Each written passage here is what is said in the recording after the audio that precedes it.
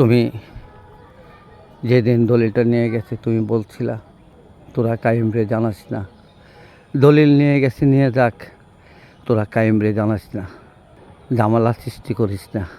তোমার কথা অক্ষরে অক্ষরে পালন করেছে তোমার পুত্রবধূরা, আমার বড় ভাবি, আমার ওয়াইফ, তারা তোমার নির্দেশ পালন করেছে।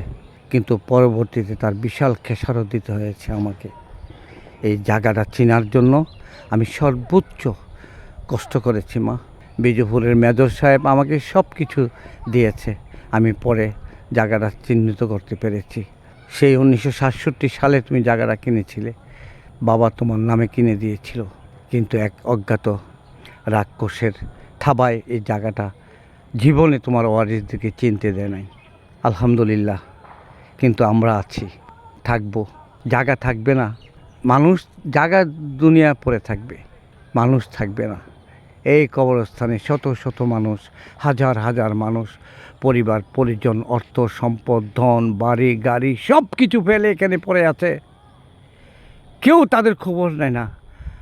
আজকের 21শে মার্চ পবিত্র ঈদুল ফিতরের দিন সবাই আনন্দ ফুর্তি করে, আর আমি প্রতিশোধের আগুন বুকে ধারণ করে দাউ ধাউ করে জ্বলছে, আমার কলিজায় ছারখার হয়ে যাচ্ছে মা। জায়গা তো বড় কথা না মা, জায়গা পড়ে থাকবে। যেই ঘটনাটা ঘটিয়েছে, যে প্রতারণাটা ঘটিয়েছে, যে বাবাকে আমাকে দুনিয়ার থেকে নিঃশেষ করার ষড়যন্ত্র করেছিল, আল্লাহ যদি আমাকে সাহায্য না করতো, রহমত না করতো, তোমাদের দোয়া যদি আমার উপরে না থাকতো, আমি তো সেদিন শেষ হয়ে গিয়েছিলাম। পবিত্র বাইতুল্লাহ কাবা শরীফে হাত রেখে আমার শাশুড়ি মা, যেখানে তুমি আমাকে বিয়ে করিয়েছ, আমার শাশুড়ি মা আমাকে আল্লাহর হাতে আনামত করে দিয়ে আসছে।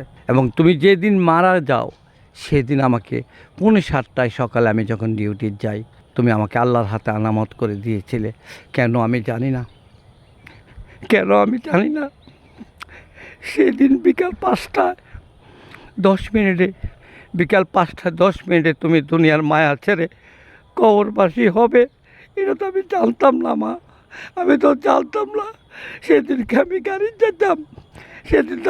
যেতাম নাহলে মা, তোমার সেই দিনের করুণ দৃষ্টি আমার কলিজায় গেঁথে আছে মা। মা গো, আমার দোয়া করো মা, তোমার নাতিরা এখন গ্রাজুয়েট, তারা যাতে আল্লাহ রহমত করে। আমরা যেভাবে 2টা ভাই ধৈর্য ধরেছি, 4টা ভাইয়ের মধ্যে 2টা ভাই আমাদের ষড়যন্ত্রকারীদের ষড়যন্ত্রের শিকার হয়ে আমাদের কাছ থেকে দূরে, কিন্তু আমরা 2টা ভাই এখনও আছি। 2টা ভাই যেভাবে আছে, আমাদের ছেলে মেয়েরা যেভাবে গ্রাজুয়েট হয়েছে, আমাদের ছেলে মেয়েদের জন্য দোয়া করো, তারা যাতে কোনো দিন প্রতিশোধ না নেয়, শুধু স্মরণ যেতে রাখে, এটুকুই প্রার্থনা করি মা। দোয়া করো, তোমার নাতিরা এখন ভালো আছে, দোয়া করো। আর আমার মাফ করে দিও মা, আমি রক্ষা করতে পারিনি, কিন্তু বাড়িতে যেভাবে তুমি দিক নির্দেশন দিয়েছিলে, আমি সেইভাবে মাপা সব ঠিক করছি। আমি একা ছিলাম সেদিন মা, একা, কেউ আমার পাশে ছিল না, আমি একদম একা। কালাবাই ওমান, পলিন মালয়েশিয়া, আরেকজন তো বাড়ি ছাড়া হয়ে গেছে বিয়ে করে, 2টা সংসার আমার উপরে। আমি তোমার ওয়াদা ভঙ্গ করি নাই, তোমার পুত্রবধূরা, আমার ওয়াইফ, আমার বড় ভাবি তোমার ওয়াদা ভঙ্গ করে নাই। তুমি তাদেরকে দোয়া করো মা। বাবা, আমার দোয়া করো, দোয়া করো। আমি আর পারতেছি না মা, এর জন্য তোমার কাছে শিক্ষার্থী মা গো, ও মা, তোমার কাছে ছাড়া আমি কার কাছে যাবো গো মা?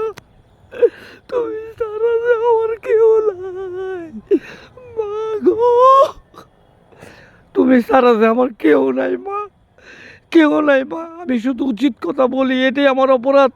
অন্যায়ের বিরুদ্ধে প্রতিবাদ করি, এটা আমার অপরাধ।